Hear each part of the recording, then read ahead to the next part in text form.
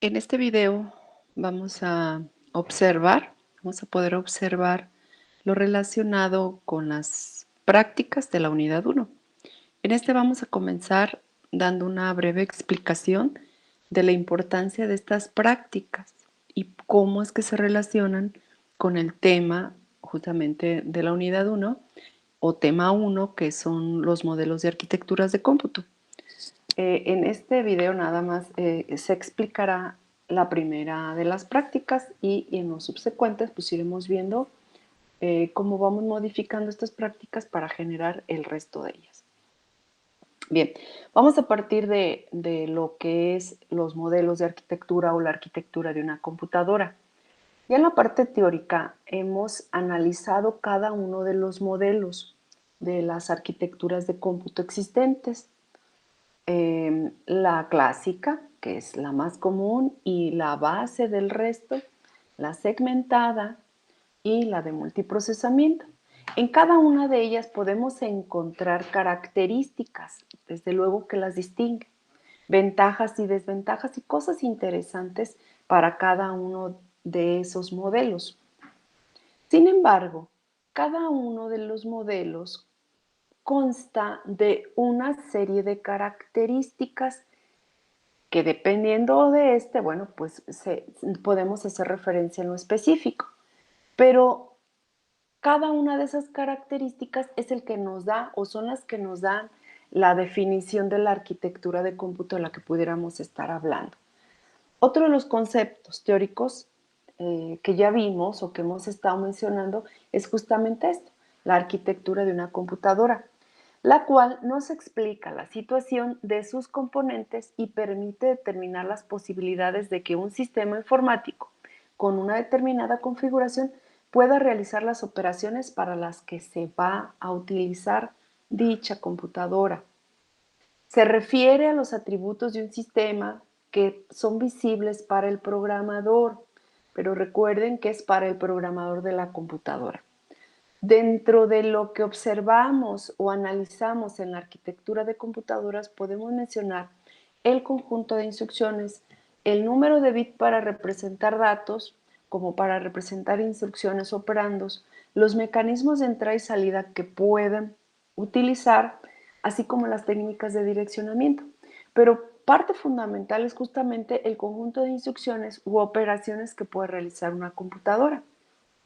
Por lo tanto, una de las partes más importantes o esenciales que debemos de conocer en la computadora y de su arquitectura es justamente el procesador, que dentro de una de las cosas en las que se encarga es justo hacer el procesamiento de la información, y para poder llevar a cabo eso pues requiere de hacer una serie de operaciones que pueden ser de tipo aritmético, de tipo lógico, algunas de corrimiento que luego en ocasiones se incluye dentro de las lógicas o de las aritméticas dependiendo del tipo de corrimiento que se haga. Entonces, parte fundamental y esencial que debemos de conocer de una computadora para conocer parte de su arquitectura es justamente cómo está constituido un CPU, pero también qué operaciones puede realizar, de las que ya se mencionaron. Una computadora sabemos que consta de esa unidad central de proceso, de una serie de memorias que puede variar dependiendo la tarea que realizan, así como la unidad de entrada y salida, que dijimos que se encarga de determinar las formas en que va a poder recibir o enviar datos. Un sistema que interconecta todo esto. Y bueno, pues por fuera podemos encontrar los periféricos que van a estar conectadas a este sistema. Pero nos vamos a enfocar en esta parte y vamos a revisar cómo está constituida. Ese sistema se constituye también por otros elementos, de los cuales podemos mencionar a la ALU, la unidad de control, un conjunto de registros y la interconexión que involucra a todos ellos. Partiendo primeramente de la ALU, podemos decir que es la que se va a encargar de hacer todas esas operaciones que se mencionaron previamente. La unidad de control se encargará de darle dirección o, como su nombre dice, controlar cada una de estas e indicarle con qué registro trabajará para generar un resultado y a dónde enviar ese resultado. Y bueno, a través de las interconexiones es que esto se puede estar realizando entre cada uno de estos elementos. Bien, el CPU, dice, es aquel que controla el funcionamiento de la computadora y lleva a cabo las funciones de procesamiento de datos y se le conoce como procesador. Su función es ejecutar programas almacenados en la memoria principal y tomar de ellos cada instrucción, examinarla y ejecutarla una después de la otra. Esto recuerden que independientemente del tipo de arquitectura de la que se trata, siempre va a haber una secuencia a seguir en ocasiones.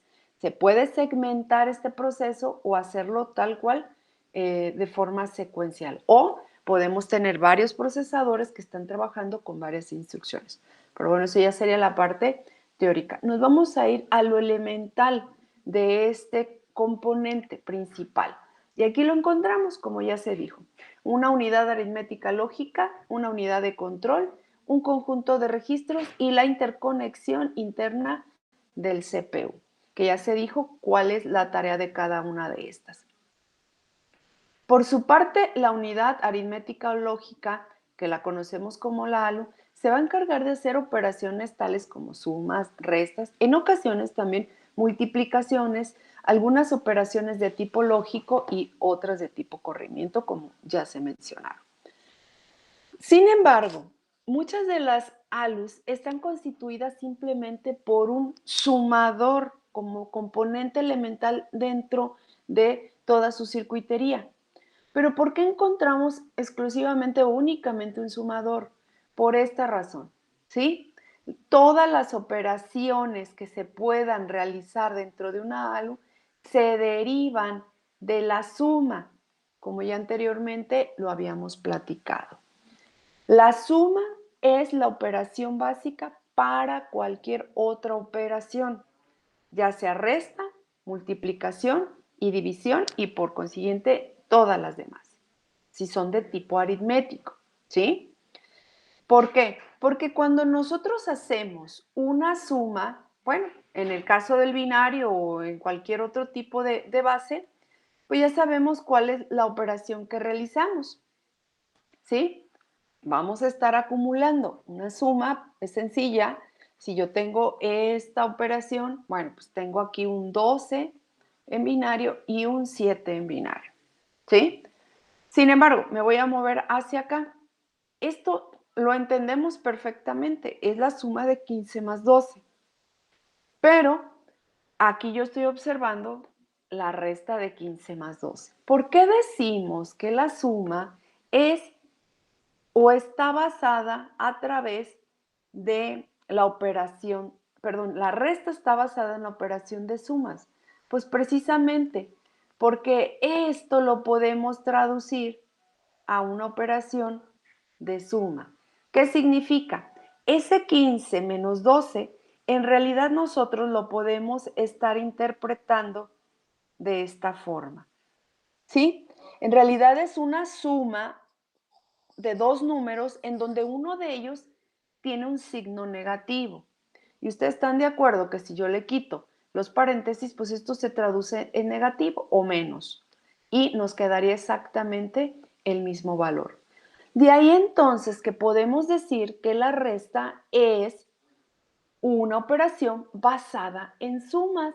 Y esto mismo lo podemos aplicar cuando hacemos sumas o restas de números binarios. En realidad, cuando yo pongo un 12 negado, estoy poniendo el complemento del 12 positivo. Y eso es en realidad lo que hacemos cuando restamos dos números. Si yo resto dos números, el 12 y el 8, lo que en realidad voy a hacer es complementar o sacar el complemento de 8. Y aritméticamente o con números decimales sabemos que basta con que le pongamos el signo negativo. Y de antemano sabemos que si yo sumo un número con su complemento, ¿qué nos va a dar? Esto va a ser igual a 0. Entonces, esto mismo lo podemos aplicar cuando nosotros hablemos de números binarios. Por ejemplo, aquí yo puedo estar sumando estos dos valores. Regreso, 12 menos 7. ¿Qué voy a hacer? Sencillo, tengo un 0 más 1. 0 más 1 es 1. 0 más 1, 1. 1 más 1 es un 2, ¿sí? Y el 2, ¿cómo lo voy a representar? El 2 lo represento en binario como 1 y 0. ¿Qué es lo que realmente está sucediendo aquí? Este 0 es este y este 1, imaginariamente por acá lo pusimos como acarreo. De tal manera que cuando volvemos a sumar ese 1, que es el acarreo, pero que en realidad es el 2 representado en binario, 1 más 1 nos vuelve a dar un 2. ¿Y el 2 cómo lo voy a representar? Con un 0 y con un 1. Por eso me queda este 0 y este 1 como acarreo. ¿Sí? Ok, bueno. Esto es en la suma y no hay mucho que decir en relación a esto. Ahora, si nosotros queremos hacer la resta, es necesario calcular el complemento del valor que queremos restar, que conocemos como sustraendo. Si este es mi dato A, este es el minuendo y este es el sustraendo. De tal manera que para calcular el complemento necesitamos invertir los datos o los bits que tenemos por ahí, ¿sí? Los invertimos de tal forma que me queda 1, 0, 0, 0. Ojo, si yo sumo estos dos valores, ¿qué sucedería? ¿Qué se explicó acá? Tendría que darme un 0. Esto tendría que ser igual a 0. Pero si observamos, ¿qué nos va a dar como resultado? Nos va a dar un 1, 1, 0, ¿sí? Y aquí, ¿qué me daría? Fíjense bien, el 0 más, perdón, 1 más 0, 1. 1 más 0, 1. 1 más 0, aquí lo voy a cambiar, 1. Y este 1 más el 0 me va a dar un 1. ¿Qué sucede entonces? No cumple con la condición que se dijo acá de 8 menos 8 igual a 0, ¿verdad? No lo cumple. ¿Qué necesitamos para que esto se haga 0? Tenemos un 15 o tenemos puros unos. Necesitamos sumarle un 1 nuevamente. Y con eso entonces podemos observar que me va a dar, ahora sí, 0, 0, 0, 0 y un 1 como acarreo. Por eso entonces, cuando nosotros hacemos la resta, no basta con invertir el dato. Necesitamos sumarle un 1 para que aplique la teoría que dijimos en esta sección. Por eso entonces, para poder hacer yo una resta, necesito invertir el sustraendo y sumarle un 1. ¿De acuerdo? Sumo 0 más 0 y un 1, entonces es 1, 0 más 0, 0, 1 más 0, 1, 1 más 1, 2, que lo represento con 0 y un 1. ¿Qué resultado me dio? Aparentemente me dio un número grande, pero siempre que estemos hablando de resta, este último valor me representa el signo del resultado. Recuerden que en una resta el resultado puede ser positivo o puede ser negativo. ¿Cómo lo vamos a identificar? Cuando es un 1, nos habla de que el resultado es positivo. Y cuando nos arroje un 0, entonces estamos hablando de un número negativo. Bien, ¿cómo podemos entonces llevar a cabo una práctica que haga esta tarea? ¿Sí? ¿Cuál es la intención de la práctica que se va a explicar? Que podamos introducir dos datos y que tengamos la posibilidad de elegir si lo que quiero es hacer una suma o hacer una resta, ¿sí? Por aquí están estos ejercicios que es nada más para recordar cómo se hace una suma de binarios y cómo se hace una suma, perdón, una resta en binario, ¿sí?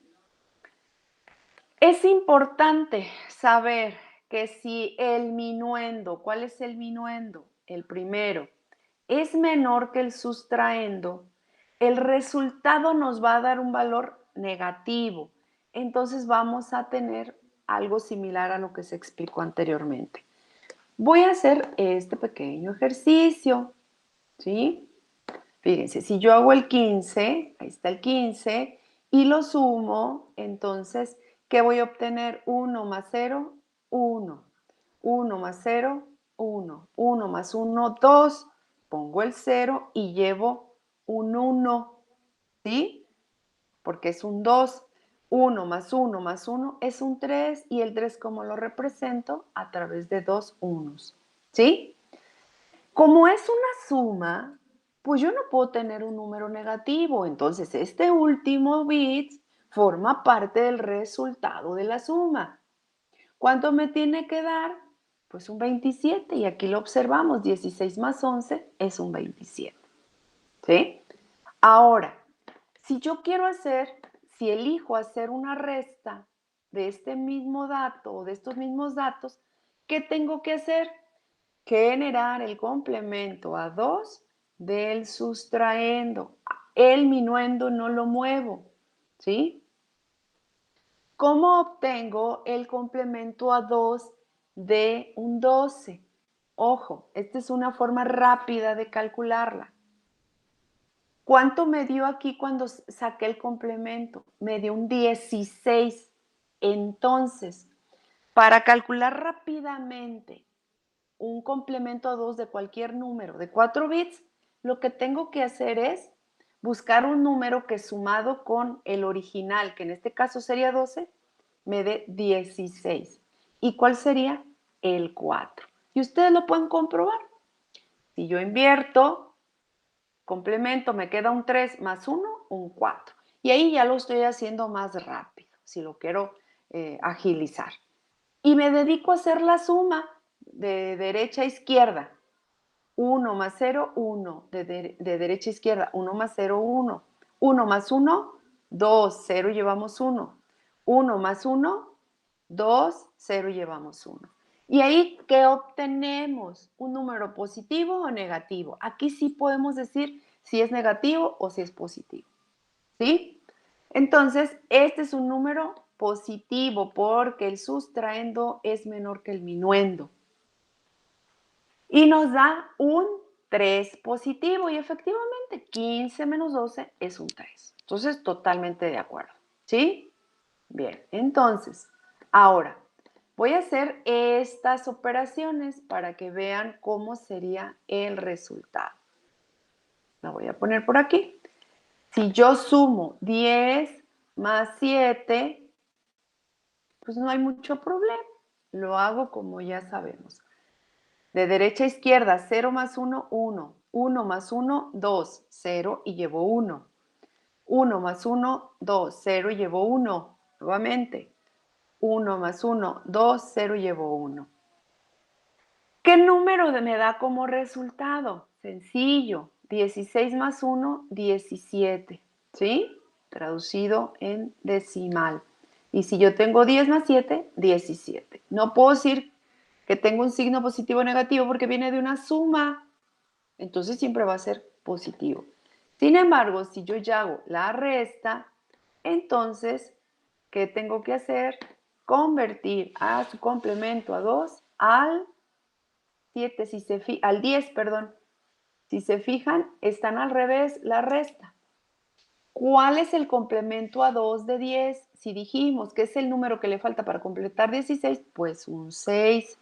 Y hago la suma normal. De derecha a izquierda, 1 más 0, 1. 1 más 1, 2, 0 y llevamos 1. 1 más 1 más 1, 1 y llevamos 1. Más 0, 1. ¿Y qué sucedió con el último bit? No va a aparecer, ¿sí?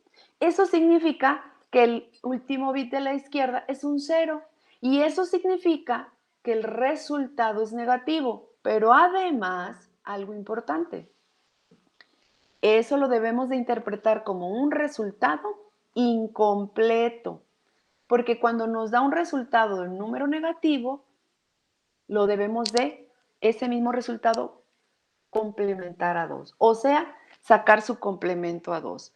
Si aquí veo que es un 13, su complemento a 2 tendría que ser un 3 y lo interpretamos como un número negativo, ¿sí? Porque pues el signo está apagado. 7 menos 10, 3, negativo, ¿sí?